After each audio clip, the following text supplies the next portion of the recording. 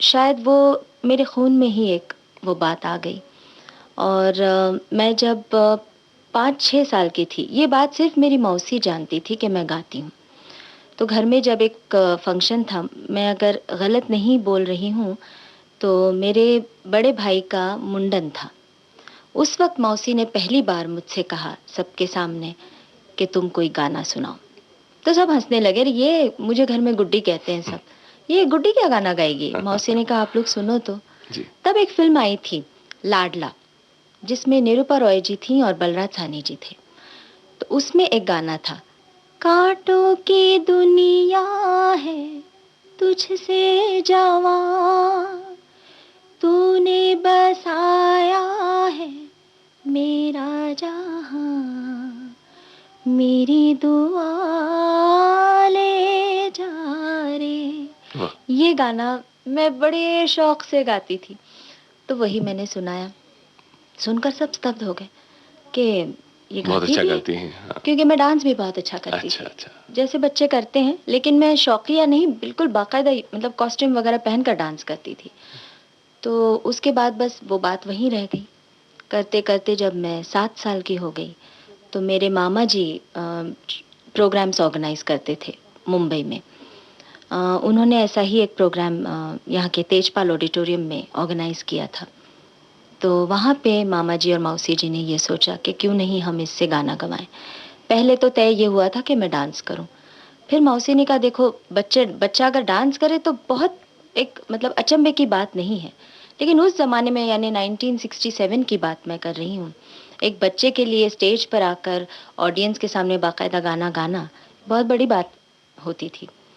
और हुई बहुत बड़ी बात। तो उन्होंने एक छोटे से ऑर्केस्ट्रा को अरेंज किया। मैंने उनके साथ रिहर्सल्स की। तेजपाल ऑडिटोरियम में वो शो हुआ सबसे पहला। मैंने गाना गाया था फिल्म राजा और रंग का। अच्छा, कौन सा गाना? ओ माँ तू कितनी अच्छी है, तू कितनी भोली है, तू प्यारी प्यारी है। तो मैंने जैसे पहला मतलब पहली वो लाइन गाई, ओ माँ, इतनी तालियां पड़ी और इतना वंस मोर हुआ। अब उस एक गाने के बाद दूसरा गाना जो सेट था वो भी राजा और रंग का ही था। वो मेरा नाम है चमेली, जी हाँ, मैं जी हूँ हाँ, मालन अलबेली। उसके बाद कोई गाना सेट ही नहीं। फिर भी लोग ना छोड़े। तो मैं तो बिल्कुल अब मैं थी कितनी 7-8 साल की, और उस वक्त का बच्चा वाकई इनोसेंट होता था। हमें कोई एक्सपोजर नहीं था, कुछ मालूम नहीं था कि दुनियादारी क्या है। मैं तो लग पड़ी। जो गाने मुझे जितने याद थे मैं 2-2 लाइंस 3-3 लाइंस गाती गई। ऑडियंस खुश होता गया। फिर मौसी आई स्टेज पर और कहा अब बस, अब बहुत हो गया बस। तो वो मेरा सबसे पहला जो था पब्लिक परफॉर्मेंस था। तो पूर्णिमा जी, अपनी पसंद का उस जमाने का कोई एक गीत श्रोताओं को भी सुनवा दें। वेल अब उस ज़माने का तो नहीं, मेरे ख्याल उस ज़माने से पहले का ये गाना होगा, लेकिन मुझे बहुत बहुत ज़्यादा पसंद है। मैं जब भी ये गाना सुनती हूँ मेरी आंखों में आंसू आ जाते हैं। फिल्म बंदनी का गाना है, ओरे माझी। ओरे माझी, ओरे माझी, ओ मेरे माझी, मेरे साजन है उस पार, मैं मन मार हूँ इस पार। ओ मेरे माझी अब की बार ले चल पार, ले चल पार। मेरे साजन है उस पार, मैं मन मार हूँ इस पार। ओ मेरे माझी अब की बार ले चल पार, ले चल पार। मेरे साजन है उस पार।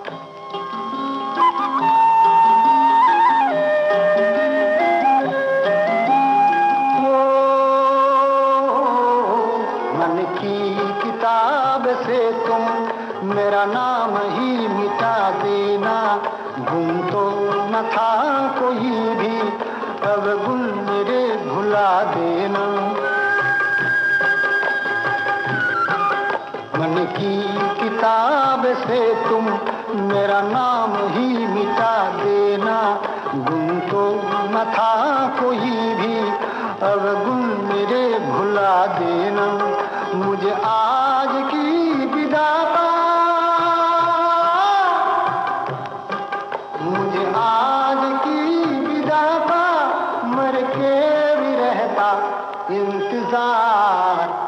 साजन है उस पार, मैं मनमार हूँ इस पार।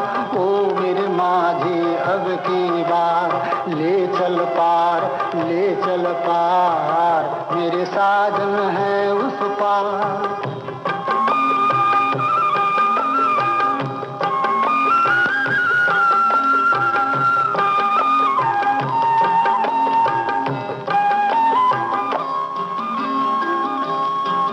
मत खेल जल जाएगी, कहती है आग मेरे मन की। मत खेल, मत खेल, मत खेल जल जाएगी, कहती है आग मेरे मन की। मैं बंदिनी पिया की, मैं संगिनी हूँ साजन की। मेरा खींचती है आंचल, मेरा खींचती है आंचल, मन मीत तेरी हर पुकार, मेरे साजन है उस पार। ओरे माझी, ओरे माझी, ओ मेरे माझी। बचपन में आपने गाना शुरू किया, जिस उम्र में, जैसा कि हम लोग बात कर रहे थे कि अमूमन बच्चे इस बात की हिम्मत भी नहीं जुटा पाते कि स्टेज पर जाकर खड़े हो जाएं। आपने बाकायदा गाना शुरू कर दिया।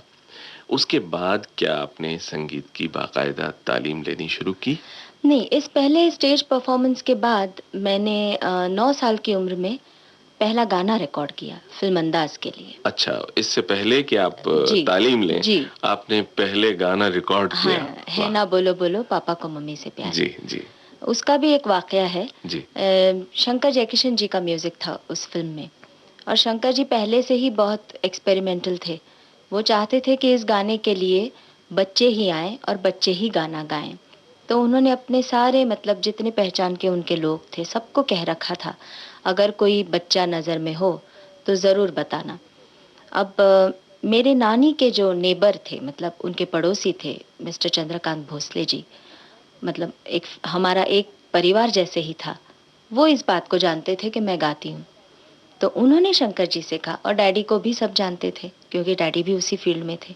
तो उन्होंने कहते वक्त तो यही कहा कि भोला जी की लड़की है, अच्छा गाती है। शंकर जी बोले भोला जी की लड़की है तो ले आओ, पूछने की क्या बात है। वो मुझे, फिर मौसी और मामा साथ आए। फेमस महालक्ष्मी में शंकर जी का सिटिंग रूम हुआ करता था, वहाँ वो मुझे ले गए। शंकर जी ने देखा मुझे और बाजा निकाला, और बाजा निकाल कर कहा कि क्या गाती हो। मैंने कहा कुछ भी। तो बोले अच्छा तो सा लगाओ, किस सुर से गाती हो। अब इतना तो सुना साना था घर पे कि भाई काली एक सुर होता है। हाँ, जो माहौल था घर माहौल पर, था। तो मैंने कहा काली एक, अच्छा तो काली एक का सा लगाओ। मैंने सा लगाया, फिर बोले रे लगाओ। करते करते मध्यम तक ले गए और बोले बस बस, अरे भोसले ये तो बहुत अच्छी है, ये तो चलेगी नहीं, दौड़ेगी। मौसी से कहा इसे, अच्छा रिहर्सल नहीं करवाया जी। बोले सीधे कल ले आओ, फिल्म सेंटर ले आओ, हम रिकॉर्ड करेंगे। जब हम फिल्म सेंटर पहुंचे तो वहाँ रफ़ी साहब आए, फिर सुमन कल्याणपुर जी आई, और मेरे साथ मेरी एक और सहेली तो नहीं कहूँगी, लेकिन एक और लड़की थी गाने के लिए, प्रतिभा बोटेकर। वहीं पे शंकर जी ने हमको गाना सिखाया और हमको बाहर म्यूजिशियंस के साथ खड़ा किया। आप जानते होंगे कि हम मतलब जब हम गाते हैं तो सिंगर्स को एक अलग कैबिन दिया जाता है। जी हाँ। लेकिन शंकर जी को ये लगा कि शायद बच्चे डर जाएंगे, हेडफोन पहनना पड़ेगा, डर जाएंगे, पहली बार गा रहे हैं, तो बाहर हमको खड़ा किया। पहला टेक ओके हो गया। वाह। और उस तरह से मैंने अपने जिंदगी का पहला गाना रिकॉर्ड किया। वाह, बहुत अच्छे। 9 वर्ष की उम्र में आपने पहला गाना। तो तालीम की जो आप बात कर रहे हैं, तब तक तालीम वैसे मैंने फॉर्मली नहीं ली थी। अच्छा। उसके बाद भी बहुत अरसे तक मतलब मम्मी डैडी को मनाती रही कि आप सिखाइए, इसे सिखाइए। पता नहीं क्यों डैडी नहीं ध्यान देते थे, मतलब ध्यान ही नहीं, झटक देते थे कि नहीं बस अब टाइम है, बहुत वक्त है, सिखाएंगे। फिर करते करते किसी एक प्रोग्राम में डैडी ने मुझे सुना। मेरे पहले शो में डैडी नहीं थे, उस शो में हाजिर नहीं थे, वो किशोर अंकल के साथ गए थे शूटिंग करने, दूर का राही फिल्म की। तो जब मैंने बहुत अरसे बाद, यानी मेरा गाना रिकॉर्ड हुआ, उसके बाद कुछ 2 साल के बाद मेरा एक शो हो रहा था, वहाँ डैडी ने मुझे सुना। वो भी मम्मी ज़बरदस्ती ले आई। तो डैडी जब ऑडिटोरियम में आए मम्मी के साथ, मैं वो एक उस वक्त आपको याद होगा उन दिनों लता जी ने कोड़ी गीत की एक ऑडियो कैसेट, तब तो रिकॉर्ड्स चलते थे जी हाँ। 45 RPM जी। तो कोड़ी गीत उन्होंने एक बनाया था, हृदयनाथ मंगेशकर जी ने, वो बहुत चले थे वो गाने। वो गाना मैं गा रही थी। वो गाना कौन सा गाना है, जरा सा सुनाएंगे? इतना तो याद नहीं भी, थोड़ा सा गुनगुना दीजिए।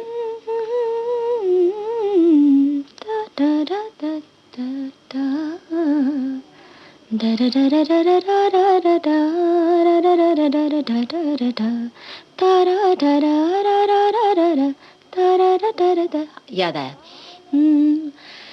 वादळ वार उठ लगो, वाऱ्याला तुफान उठ लगो, वादळ वार सुट लगो, वाऱ्याला तुफान उठ लगो, भीर भीर वाऱ्यात पावसाच्या माऱ्यात सजणान होलीला टा। अब पूरा तो याद नहीं है। तो डैडी जब आए अंदर तो ये गाना मैं गा रही थी।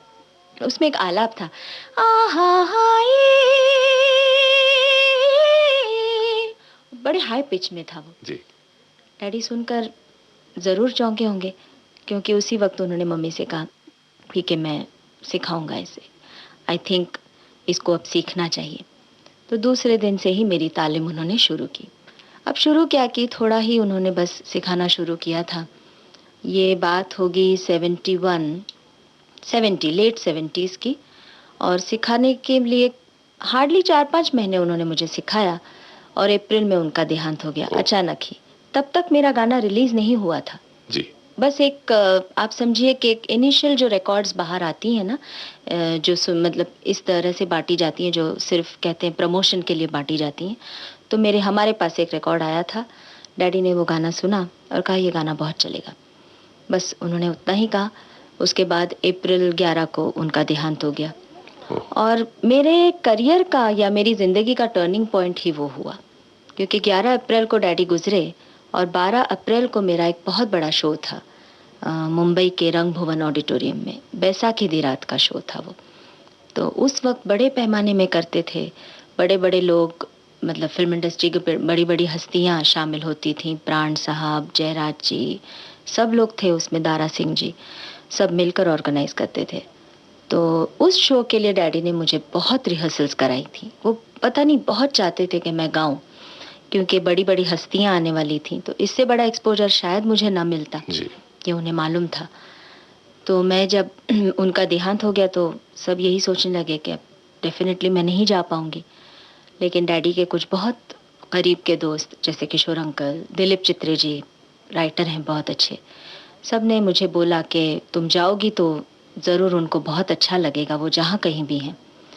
और मैं पता नहीं, कहते हैं ना कि कुदरत को जब कोई चीज़ मंजूर होती है तो वो अपने आप रास्ता निकालती है। मैं इन चीज़ों में बहुत विश्वास रखती हूँ, क्योंकि मैं सिर्फ 11 साल की थी। मुझे कहाँ, मुझ में सोचने की ये क्षमता ही नहीं थी कि मैं जाऊंगी तो डैडी की आत्मा को शांति मिलेगी वगैरह। पर मैं गई, हिम्मत जुटाकर गई मैं। और वहाँ जाकर आप यकीन नहीं करेंगे, मेरे साथ बजाने के लिए भी कोई नहीं था, क्योंकि मेरे गाने सिर्फ डैडी को याद थे। एक सिर्फ ढोलक पे कोई था, ढोलक पे साथ दिया उन्होंने मेरा। मैंने 3 गाने गाए, एक पंजाबी गाना गाया और 2 और गाने गाए। आओ हुजूर तुमको सितारों में ले चलूं, वो गाना। जब मैंने गाना ख़त्म किया तो स्टेज पर ये अनाउंस किया गया कि ये जिस हालात में ये बच्ची गा रही है, ये हालात ये हैं, कल इसके साथ ऐसा हुआ। मैंने बाद में ये सुना कि ऑडियंस में एक आदमी या एक कोई नहीं था जिसकी आंखों में आंसू नहीं थे। और पंजाब एसोसिएशन ने मुझे बहुत सपोर्ट किया, मैं बहुत शुक्रगुजार हूँ उनकी। उन्होंने मुझे 250 रुपये महीने स्कॉलरशिप दी संगीत सीखने के लिए। अब पंजाबियों का वैसे ही सर्कल बहुत बड़ा होता है, तो जब कहीं उनका कोई एक यानी जहाँ भी प्रोग्राम होता था या गैदरिंग होती थी, वो लोग मुझे बुलाते थे। और इस तरह करते करते मुझे एक फैलाव मिला, एक्सपोजर मिला। वाह पूर्णिमा जी, इससे पहले कि हम और आगे बढ़ाएं बात को, अपनी पसंद का एक और गीत आप अगर श्रोताओं को सुनाएंगे तो बहुत अच्छा होगा। वेल, आप अब डैडी की और किशोर अंकल की बात चल रही है, जी तो हाँ। मैं वो गाना ज़रूर सुनाना चाहूँगी, जो मेरी ज़िंदगी में डैडी ने मुझे सबसे पहले सिखाया। वो गाना रिकॉर्ड करके आए, क्योंकि किशोर अंकल के साथ हर जगह जाते थे, उनकी हर रिकॉर्डिंग्स में जाते थे। वो गाना उन्होंने रिकॉर्ड किया किशोर अंकल ने, और डैडी सीधे घर आए, उन्होंने मुझे ये गाना सिखाया। फ़िल्म मैं अगर गलत नहीं हूँ, प्यार का मौसम, जी। तुम बिन जाऊँ कहाँ। हा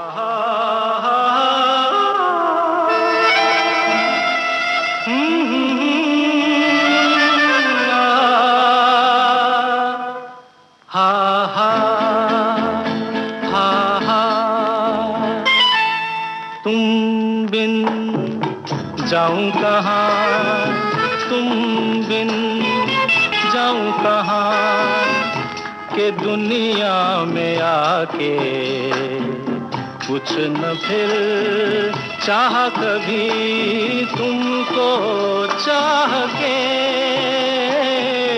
तुम बिन जाऊं कहाँ, के दुनिया में आके कुछ न फिर चाह कभी तुमको चाह के, तुम बिन हा हा हा हा हा हा हा हा हा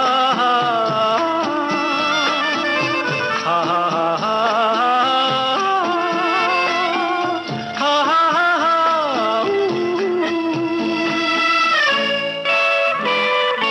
रह भी सकोगे तुम कैसे हो के मुझसे जुदा,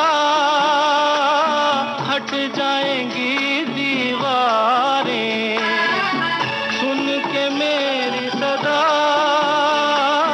आना होगा तुम्हें मेरे लिए साथी मेरी सुनी राह के,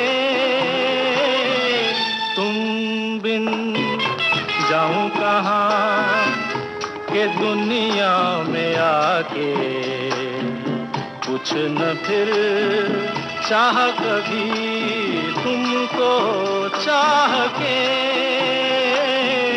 तुम बिन। पूर्णिमा जी, आपने ये गाना सुनवाया हमारे श्रोताओं को और पुरानी यादों को ताज़ा किया। अब उस पुराने जमाने से निकल करके थोड़ा बाहर आगे आते हैं। आना ही पड़ेगा। कहा जाता है कि इंसान पुनर्जन्म लेता है। हाँ, मगर ज़रूर। हाँ, मगर आपने इसी जन्म में 2 जन्म लिए हैं।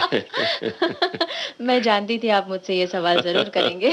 तो ये जो पुनर्जन्म आपका इसी जन्म में हुआ, जी। इसके पीछे क्या राज है?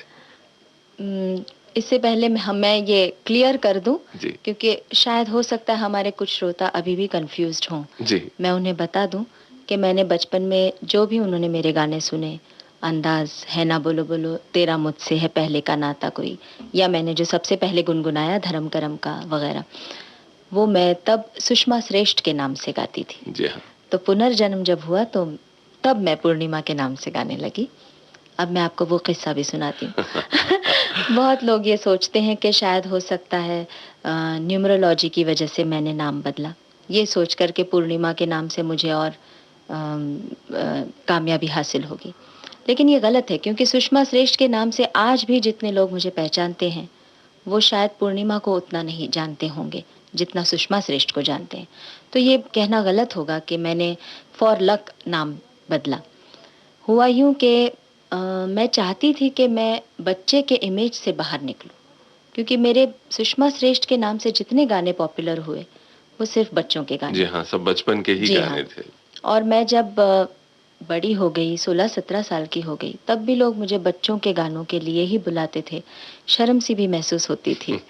फिर आप यकीन नहीं करेंगे, मेरी शादी हो गई, मेरा बच्चा हुआ, उसके बाद भी एक शख्स ने फ़ोन किया कि भाई एक 9-10 साल के बच्चे का गाना है। तब मैंने कहा अपने आप से कि इसके बारे में सीरियसली कुछ मुझे सोचना पड़ेगा। जी। लेकिन तब भी ये ख्याल नहीं था कि मुझे नाम बदलना पड़ेगा। करते-करते मेरे करियर में एक बहुत बड़ा गैप आ गया। लोगों ने ये सोचा कि शायद शादी हो गई, अब इसको करियर में इंटरेस्ट नहीं होगा। वो ऐसा है ना, फिल्म इंडस्ट्री में लोग अपने ओपिनियंस खुद फॉर्म करते हैं वो पूछते नहीं हमसे कि आपको क्या अच्छा लगता है या क्या बुरा। खैर, तो मेरे करियर में एक बहुत बड़ा गैप आया। करीब 7-8 साल मैंने फिल्मों में नहीं गाया। उसके बाद मैंने कवर वर्जन्स गाना शुरू किया जी। तो कवर वर्जन्स जब मैं एक कंपनी के लिए गा रही थी तो हम सब ने बैठकर ये बात सोची कि अगर सुषमा श्रेष्ठ ये नाम दिया जाए कैसेट पे तो कहीं फिर से लोग ये ना सोचें कि अरे कहीं बच्चों के गानों की कैसेट तो नहीं, तो इसका कोई तो तोड़ हमको निकालना पड़ेगा। तो मैंने ही कहा कि क्यों ना हम नाम चेंज करें जी। और पूर्णिमा रखें। अब पूर्णिमा ये नाम मेरा ओरिजिनल नाम है। अच्छा। हम जब जन्म पत्री बनाते हैं ना, हिंदुओं में जो जन्म पत्री बनती है जी। तो उसमें प का अक्षर मेरा आता है क्योंकि मेरी कन्या राशि है। तो मेरा नाम मम्मी ने पूर्णिमा रखा था। लेकिन मेरी माँ को एक बहुत शौक है नए नए नामों के साथ एक्सपेरिमेंट करने का। वो पता नहीं कहाँ कहाँ से नए नए नाम ढूंढ कर लाती है। उस वक्त सुषमा ये नाम बहुत नया लगा उसे। जी। तो स्कूल में दाखिल करते वक्त उसने मेरा नाम सुषमा रखा। तो मैं सुषमा से अपने ओरिजिनल नाम पे एक्चुअली आ गई। पूर्णिमा बन गई। मतलब पहले बाद वाला जन्म हुआ, उसके बाद पहले वाला जन्म एक्चुअली अब वापस ये भी हुआ। नहीं कह सकते क्योंकि क्षमा से ही मैंने वो सुषमा और पूर्णिमा तो रोशनी से ही ताल्लुक रखते हुए मैंने अपना नाम फिर से बदला और मैं पूर्णिमा बन गई। पूर्णिमा जी, आपके इस पूर्णिमा नाम के साथ जो सबसे पहले गाना हिट हुआ वो कौन सा था? मैंने एक्चुअली एक बहारों की मंजिल फिल्म आई थी, उसमें सबसे पहले गाया था। एक गाना उसका काफी चला था, तुम ताना नाना ताना जी। ये दिल है दीवाना। लेकिन हिट जिसे हम कहते हैं वो फिल्म माँ का गाना था, बरसात में जब आएगा सावन का महीना। अच्छा। मैं बहुत शुक्रगुजार हूँ अनु मलिक की। उसने खुद सामने से मुझे फ़ोन किया। अनु ने उसने ये गाना सुना, तुम ताना नाना ताना। अचानक एक दिन फ़ोन किया दोपहर को और कहा कि मैं बहुत इम्प्रेस्ड हुआ सुनकर, तुम प्लीज़ आओ, तुम्हारे लिए एक गाना मैंने बनाया है और मैं चाहता हूँ कि तुम इस गाने को गाओ। और मैं ये ज़रूर कहूँगी कि अगेंस्ट ऑल ऑड्स उसने मुझे ये गाना गवाया क्योंकि प्रोड्यूसर डायरेक्टर चाहते थे कि लता जी इस गाने को गाएं, बरसात में जब आएगा सावन का महीना। पर अनु एक बहुत ही ज़िद्दी आदमी है वैसे, और उसे पता नहीं क्यों ऐसा लगा कि नहीं, शायद मैं इस गाने को जस्टिस कर पाऊंगी। गाना रिकॉर्ड हुआ, बहुत ज़िद की उसने, बहुत लड़ झगड़ कर ये गाना मुझे दिलवाया जो मेरे करियर का एज पूर्णिमा टर्निंग पॉइंट हुआ। और उसके बाद मैंने गाया तुत्तु तारा। तो क्यों ना हम अपने श्रोताओं को यही गाना सुनवा दें? जरूर, प्लीज। बरसात में जब आएगा सावन का महीना, बरसात में जब आएगा सावन का महीना, बरसात में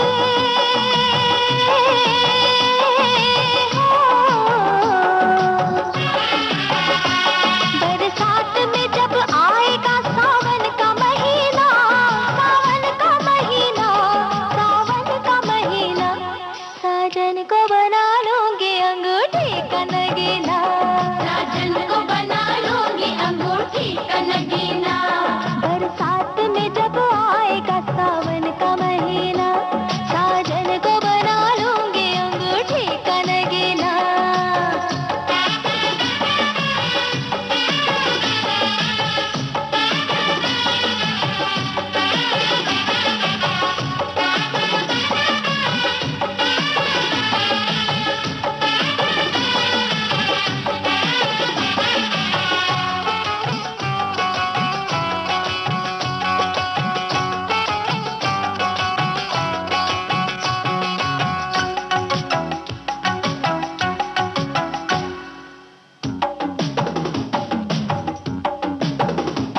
बारिश में भीग भीग उसे प्यार करूंगी, बारिश में भीग भीग उसे प्यार करूंगी, तिरछी अदाओं से मैं उस पे वार करूंगी, तिरछी अदाओं से मैं उस पे वार करूंगी।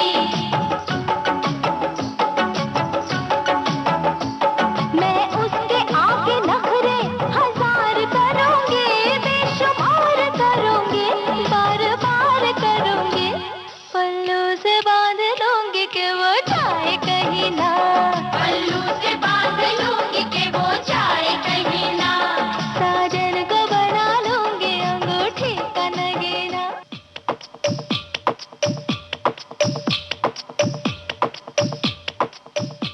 दोस्तों, आपने ट्यून किया है विविध भारती और इस समय आप सुन रहे हैं कार्यक्रम सेलुलॉइड के सितारे। इस कार्यक्रम में आज हमारी मेहमान हैं सुप्रसिद्ध पार्श्व गायिका पूर्णिमा। इनसे बातचीत कर रहे हैं महेंद्र मोदी।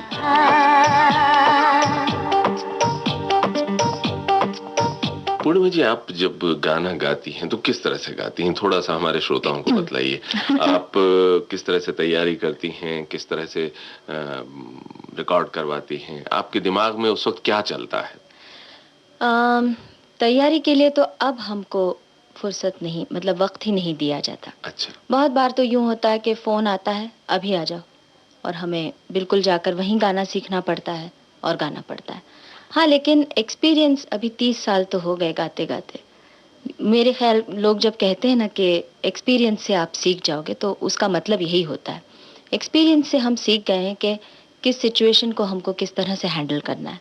इतना तो हम पूछ ही लेते हैं कि भाई गाना किस पर पिक्चराइज करने वाले हैं आप, गाने की सिचुएशन क्या है। तो अब सिचुएशंस भी वैरी करती हैं। जैसे कभी होता है छेड़छाड़ का गाना, पर उसमें भी डिफ्रेंसिएशन होता है कि गाना हीरोइन पे पिक्चराइज होने वाला है, साइड हीरोइन पे होने वाला है, या कोई और कैरेक्टर। उस तरह की टोनल क्वालिटी हमको यूज़ करनी पड़ती है। फिर अगर कैबरे सॉन्ग हो तो वो भी हमको पूछना पड़ता है कि ये हीरोइन पे पिक्चराइज होने वाला है या वैम्प पे या किसी और पे। तो ये सब प्रिपरेशंस मेंटली हमको, ये तो एक्सपीरियंस ही हमको सिखाता है। खास तौर से जब कोई ऐसा गाना होता है जो बहुत ज्यादा हृदय को छूने वाला होता है, भावनात्मक कोई गाना होता है, तो उस वक्त आप गाते हुए क्या महसूस करके गाती हैं? ऐसे मैंने बहुत कम गाने गाए। ये मेरी बदकिस्मती है, क्योंकि मैं पहले बच्चों के इमेज के साथ बंध गई थी जी। अब मैं चुलबुले गानों के इमेज के साथ बंध गई हूँ। खैर, लेकिन बचपन में मैंने एक बहुत सुंदर गाना गाया था फिल्म आ गले लग जा के लिए। जी। तेरा मुझसे है पहले का नाता कोई। पर हुआ यूं कि वो गाना भी मुझे बस यूं ही मिल गया चलते फिरते। अच्छा। गाना कोई और गाने वाला था, वो शायद ना आ सकी रिकॉर्डिंग के लिए। और पंचम दा, अब हमारा डैडी की वजह से इन सब से बहुत पहले से ही अच्छे संबंध हमारे रहे हैं। पंचम दा ने अचानक फ़ोन किया घर पे, दीदी से कहा कि ले आओ उसको, अगर गा गई तो गाना उसका, नहीं तो इट्स हर बैड लक। दीदी ने स्कूल से मुझे वो ले गई सीधे फिल्म सेंटर। वहाँ हम गए तो गाना, अगर आपको याद होगा, गाना 2 पार्ट्स में है। एक किशोर जी सोलो गाए हैं और एक मेरे साथ उनका डुएट। जी हाँ, बिल्कुल। तो मॉर्निंग शिफ्ट में किशोर अंकल अपना गाना, अपना पार्ट गाकर वहीं सोए थे, सिंगर्स कैबिन में रेस्ट कर रहे थे। म्यूजिशियंस गए थे लंच ब्रेक के लिए। मैं गई तो खाली स्टूडियो, सब लोग लंच के लिए गए। पंचम दा ने कहा जो किशोर जी गा रहे हैं ना, वो अंतरा तू सुन ले, वही वर्डिंग्स है, लिख ले और प्रैक्टिस कर, मैं खाना खा के आता हूँ। तो उस वक्त मेरी मदद की बहुत उत्तम सिंह जी ने और भूपेंद्र जी दोनों ने बैठकर गाना मुझसे लिखवाया, मुझे याद करवाया गाना। जब म्यूजिशियंस लौटे तो गाना मुझे थोड़ा बहुत तो याद हो गया था। पंचम दा बहुत ज़्यादा इंटरेस्ट नहीं ले रहे थे। वो शायद सोचते होंगे पता नहीं मैंने किसी और के लिए गाना बनाया, ये गाएगी कि नहीं। हर म्यूजिक डायरेक्टर, गाना तो उसका बच्चा होता है, वो चाहता ही है कि ये बच्चा फले फूले। तो जब मैं रिहर्सल के लिए गई तो भी वो इतना ध्यान नहीं दे रहे थे। माइक पे जब रिहर्सल शुरू हुई तो मनमोहन देसाई जी जो फिल्म के डायरेक्टर थे वो आए। पहली रिहर्सल जब हुई तो थोड़ी देर के लिए पिन ड्रॉप साइलेंस। उसके बाद दौड़ते हुए आए पंचम दा, बिल्कुल गले लगाकर बोले यू डन इट, गाना तुम्हारा हो गया। क्योंकि मनमोहन देसाई जी इतने इम्प्रेस्ड हो गए, वो बोले मेरे फिल्म में जो कैरेक्टर है उसके लिए ये आवाज़ बहुत मैच हो रही है, मुझे नहीं चाहिए कोई और सिंगर, इस बच्ची से ही गवा लो। तो उस तरह से मुझे वो गाना मिला। अब वो गाना गाते वक्त आप सोचिए कि मैं गई, मुझे ये भी नहीं मालूम कि ये गाना मेरा है या नहीं, मुझे ये गाना मिलने वाला है कि नहीं। तो प्रिपरेशन के लिए तो कोई वक्त ही नहीं मिला। इसीलिए मैं हमेशा ये कहती हूँ कि जब कोई अच्छी चीज़ ज़िंदगी में होने वाली होती है उसमें कुदरत का ही हाथ होता है। क्योंकि तुत्तू तारा जब मैंने गाया तब भी मुझे प्रिपरेशन के लिए बिल्कुल टाइम नहीं मिला। मैं बस सनी स्टूडियो गई, आनंद ने मुझे गाना सिखाया, वहीं बैठकर मैंने सोचा कि किसके लिए गाना है, जूही के लिए। जूही के फेशियल एक्सप्रेशंस क्या हैं, उसके जो उसकी एक कैरेक्टराइजेशन होती है वो कैसी होती है, वो कैसे फेसेस बनाती है, चुलबुलापन कैसे करती है, शायद मैं यहाँ ये ऐड करूँ तो अच्छा रहेगा। मैंने बस वहीं बैठकर सोचा और गाना रिकॉर्ड हो गया। तो कुदरत का ही हाथ है, कुदरत का हाथ मैं तो होता बहुत है। मानती हूँ इस बात को। बिल्कुल पूर्णिमा जी, लेकिन जहाँ तक इस गाने का प्रश्न है, तेरा मुझसे है हम पहले ये का गाना नाता सुनाएंगे कोई, जरूर, ये सुनवाइए प्लीज। हमारे श्रोताओं को। तेरा मुझसे है पहले का नाता कोई, यूं ही नहीं दिल लुभाता कोई। तेरा मुझसे है पहले का नाता कोई, यूं ही नहीं दिल लुभाता कोई। जाने तू या जाने ना, माने तू या माने ना।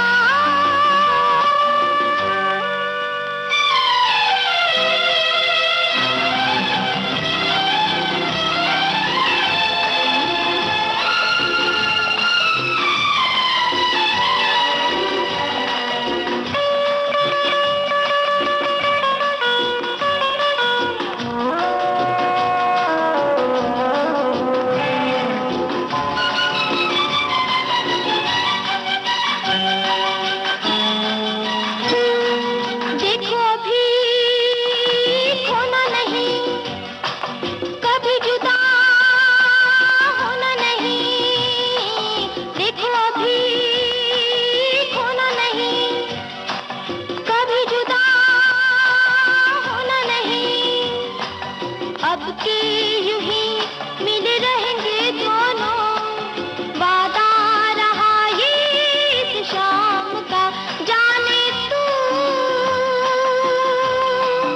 या जाने ना, ओ माने तू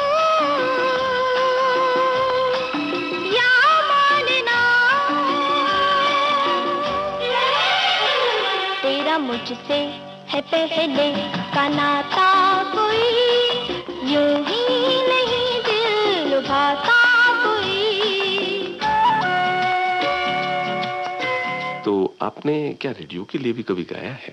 मैं गाती थी बहुत ज़्यादा, अच्छा। बिल्कुल गाती थी। और मैं तो फिर से एक ये बात कहूँगी, मैं रिपीटेटिव साउंड करूँगी लेकिन फिर कहूँगी कि मैं रेडियो की बहुत शुक्रगुजार हूँ। आज सुषमा श्रेष्ठा अगर पॉपुलर है अब तक तो सिर्फ रेडियो की वजह से, क्योंकि सुषमा श्रेष्ठा के नाम से मेरे जितने गाने बजते थे तो बाकायदा अनाउंसमेंट होता था कि अब आप सुनेंगे ये फला गीत, गायक गायिका जो भी, सुषमा श्रेष्ठ, मोहम्मद रफ़ी, ये वो। इसीलिए लोगों को वो हैमर होता गया। पूर्णिमा को शायद लोग इतना आज नहीं जानते जितना सुषमा श्रेष्ठा को जानते, क्योंकि मुझे ये कहना पड़ता है अभी भी बहुत बार कि मैं सुषमा श्रेष्ठ के नाम से गाती थी। ओहो हो, अच्छा आप वही हैं। अभी भी मुझे ये रिएक्शंस मिलते हैं। क्यों? क्योंकि रेडियो ने मुझे इस्टेब्लिश किया एज सुषमा श्रेष्ठा। वो इस्टेब्लिशमेंट पूर्णिमा को in spite of having so many popular songs नहीं मिला अब तक, थैंक्स टू नहीं, मैंने ये भी सुना है कि बचपन में आपने हाँ, मैं रेडियो के लिए जिंगल्स बिल्कुल। वगैरह और वो मैंने काफी बहुत किए गाए। हैं। मैं वही आपसे कहना चाह रही थी, जब 6-7 साल मैं फिल्मों में नहीं गाई तो हो सकता है मुझे बहुत ज़्यादा, एक कहते हैं ना कि आदमी बहुत ज़्यादा डिप्रेस्ड हो जाता है, फ्रस्ट्रेशन आ जाती है कि काम नहीं मेरे पास। वो शायद मुझे इसीलिए नहीं हुआ क्योंकि मैं उस दौरान कमर्शियल्स बहुत गाती थी, radio commercials, TV commercials, jingles जिसे हम कहते हैं। हाँ, बहुत सारे प्रोडक्ट्स के लिए गाया मैंने। तो मैं एक मतलब दौर ये भी आया कि मैं दिन में 6-6 जिंगल्स गाती थी। अच्छा, तो अच्छा, मुझे अच्छा। सोचने के लिए वक्त ही नहीं मिला कि मेरे पास फिल्मों का काम है या नहीं है। तो मेरा आखिरी गाना जो मैंने रिकॉर्ड किया था फिल्मों के लिए 1981 में, वो फिल्म अंकुश का था, इतनी शक्ति हमें देना। थोड़ा सा गुनगुना के सुनाएंगे? जरूर। इतनी शक्ति हमें देना दाता, मन का विश्वास कमजोर होना, हम चले नेक रास्ते पे हमसे भूल कर भी कोई भूल होना, इतनी शक्ति हमें देना दाता, मन का विश्वास कमजोर होना। क्यों न श्रोताओं को यही गीत जरूर जरूर सुनवाएं, रिकॉर्ड सुनवाएं। मेरे गाए हुए गानों में से मेरा सबसे ज्यादा मन पसंदीदा गीत है ये। इतनी शक्ति हमें देना दाता, मन का विश्वास कमजोर होना, इतनी शक्ति हमें देना दाता, मन का विश्वास कमजोर होना। हम चले नेक रास्ते पे, हमसे भूल कर भी कोई भूल होना, इतनी शक्ति हमें देना दाता, मन का विश्वास कमजोर होना।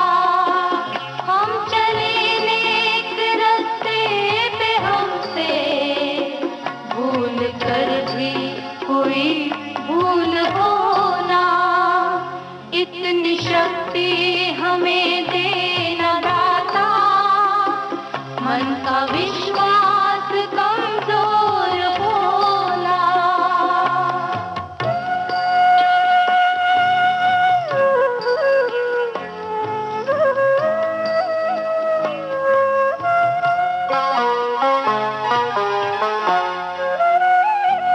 दूर अज्ञान के हों अंधेरे, तू हमें ज्ञान की रोशनी दे, हर बुराई से बचते रहे हम, जितनी भी दे भली जिंदगी दे। बैर होना किसी का किसी से, भावना मन में बदले की होना। हम चले नेक रास्ते पे, हमसे भूल कर भी कोई भूल होना, इतनी शक्ति हमें देना दाता, मन का विश्वास कमजोर होना।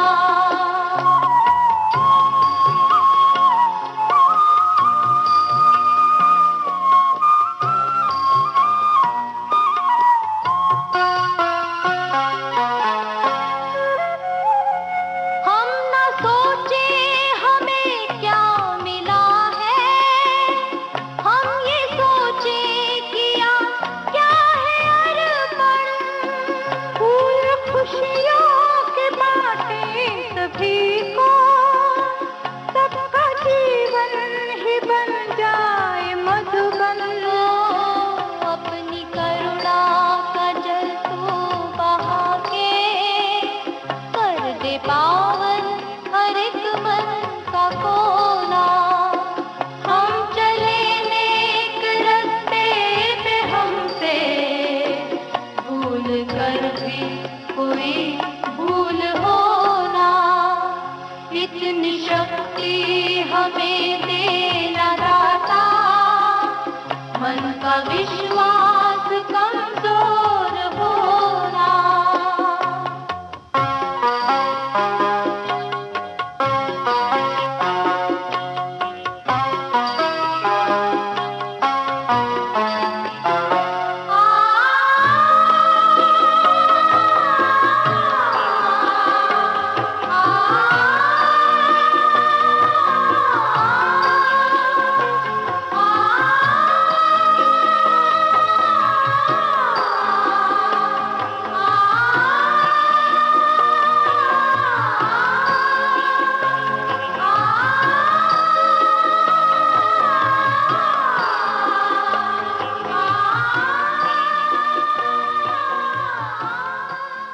पूर्णिमा जी, आपने अलग अलग संगीतकारों के साथ काम किया है, अलग अलग व्यक्तित्व होते हैं वो अलग अलग स्वभाव के होते हैं। किस तरह से आप उनके साथ सामंजस्य बिठाती हैं और किस तरह से आप अपने आप को उनके साथ एडजस्ट करती हैं?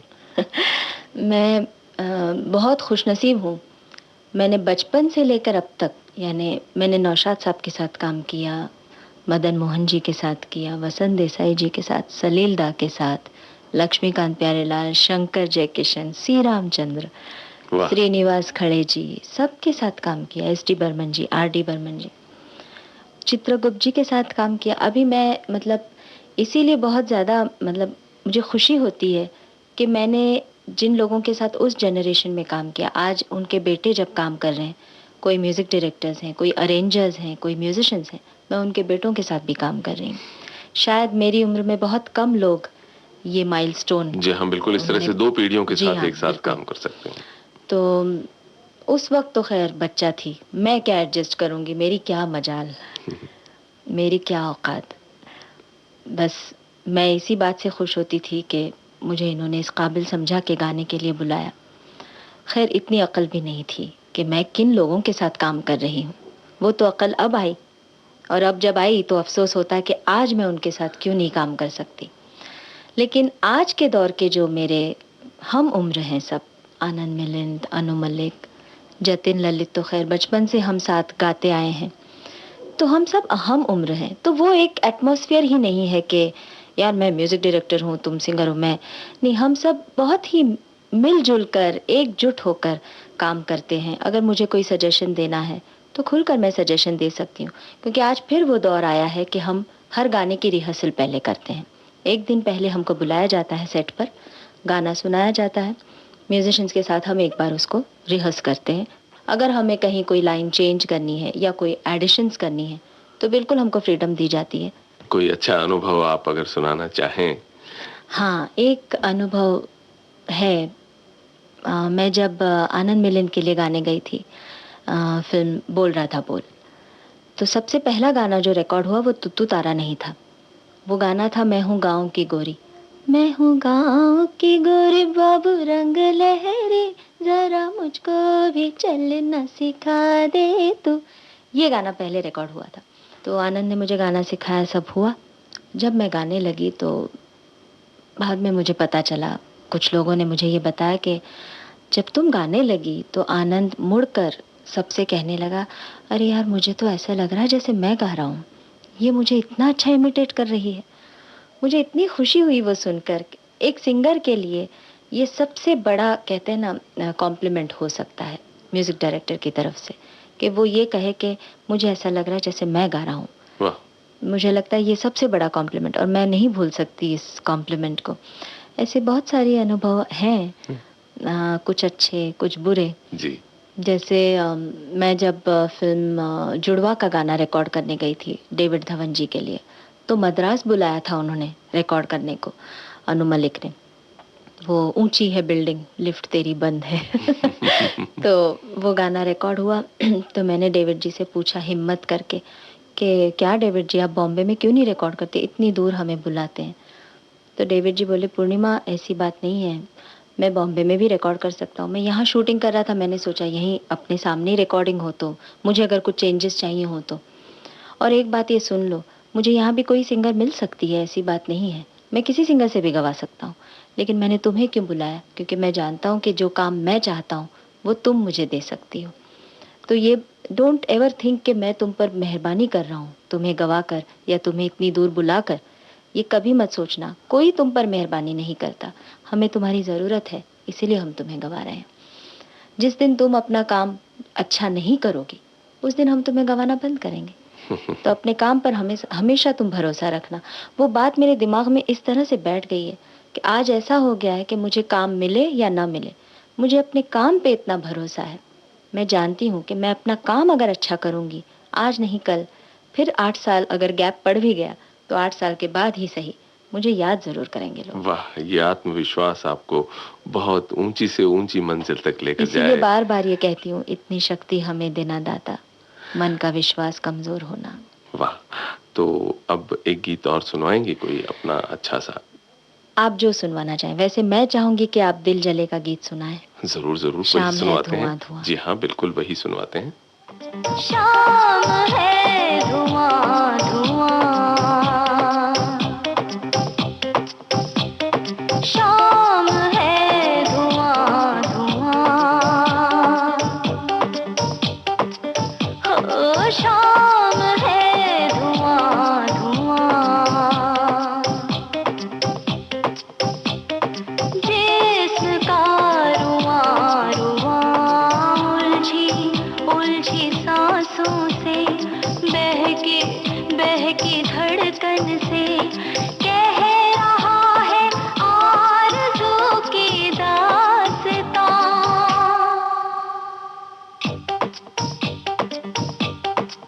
हो शाम है धुआं धुआं, शाम है धुआं धुआं।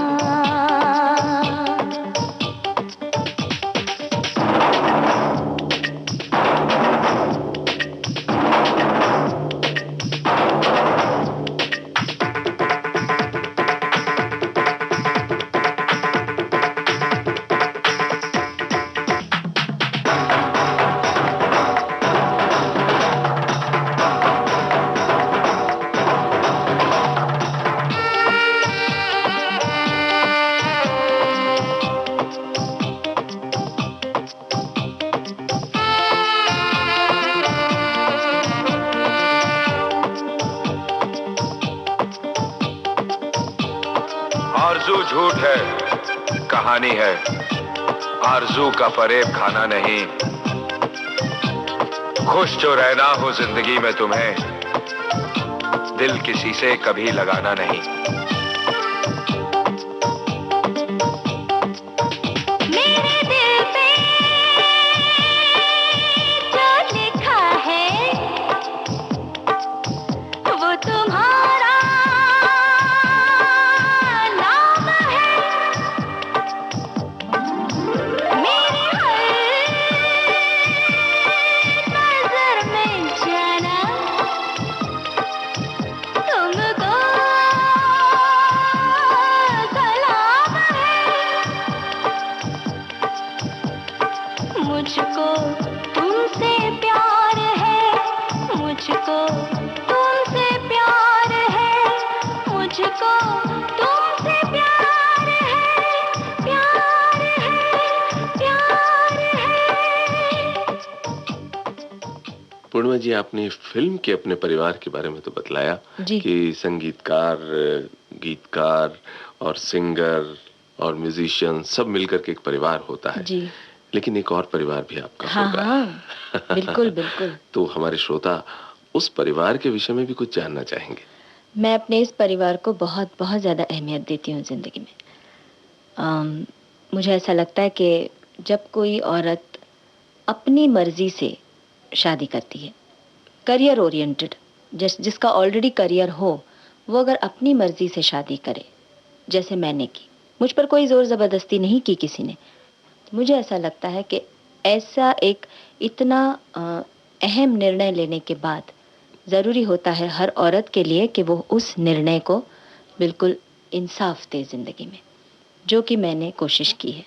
फिर मैंने अपने करियर को एक बैक सीट दिया, मैंने अपने इस परिवार को ज़्यादा अहमियत दी, और मैं बहुत मतलब मैं क्या कहूँ, मैं फ़ख्र से ये कह सकती हूँ आज जब मैं अपने बच्चों की, मेरा बड़ा बेटा 18 साल का है, छोटा मेरा 12 साल का है जी।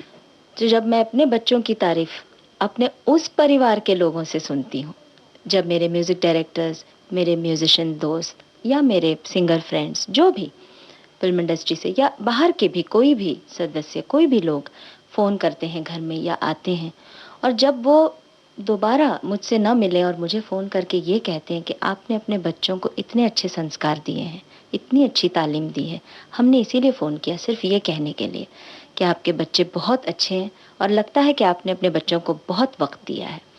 मुझे बहुत अच्छा लगता है कि मैंने अपने ज़िंदगी में जो भी थोड़ा बहुत अपने करियर के साथ कॉम्प्रोमाइज़ किया या सैक्रिफाइस किया, तो वो मेरा जो सैक्रिफाइस है वो ज़ाया नहीं गया।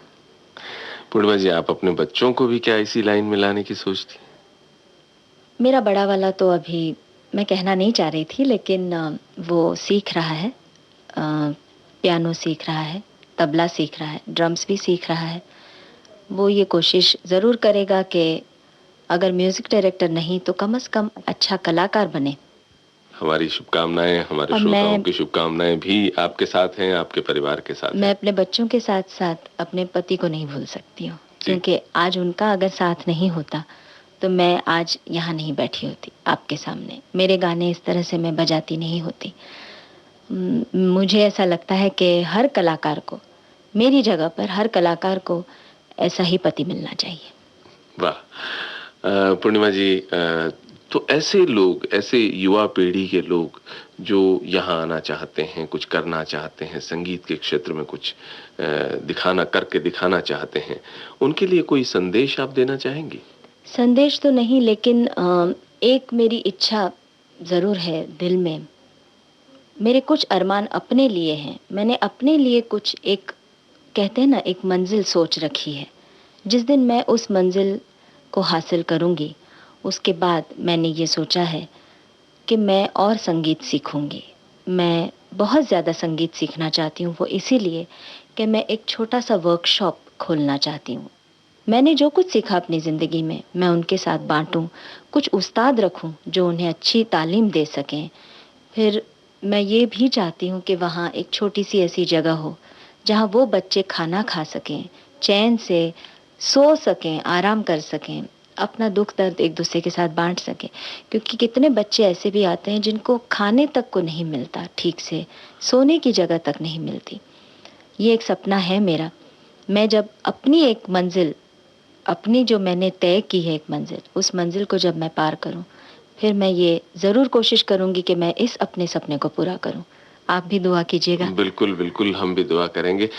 और साथ में ये भी पूछना चाहेंगे कि आपकी वो मंजिल कहाँ है, कितनी दूर है वो आपकी मंजिल? देखिए, मैं अपने आप को ज़्यादा नहीं, 5 साल और दे रही हूँ। अगर 5 साल में भी वो बात नहीं बनी जो मैं चाहती हूँ, तो मैं अपनी सारी ज़िंदगी इन बच्चों को दे दूंगी। ये वादा रहा। पूर्णिमा जी, आप हमारे स्टूडियो में आई, विविध भारती परिवार की तरफ से आपका बहुत बहुत धन्यवाद। बहुत बहुत धन्यवाद। नमस्कार। नमस्कार। सेल्यूलॉइड के सितारे, इस कार्यक्रम में आज हमारी मेहमान थी सुप्रसिद्ध पार्श्व गायिका पूर्णिमा। इनसे बातचीत कर रहे थे महेंद्र मोदी। दोस्तों, हम आपको बता दें, इस कार्यक्रम को तैयार करने में हमारे तकनीकी सहयोगी थे अनंत पेवेकर, प्रस्तुति सहायिका उषा मेहता, और कार्यक्रम सेल्यूलॉइड के सितारे को विविध भारती की ओर से प्रस्तुत करती हैं शकुंतला पंडित।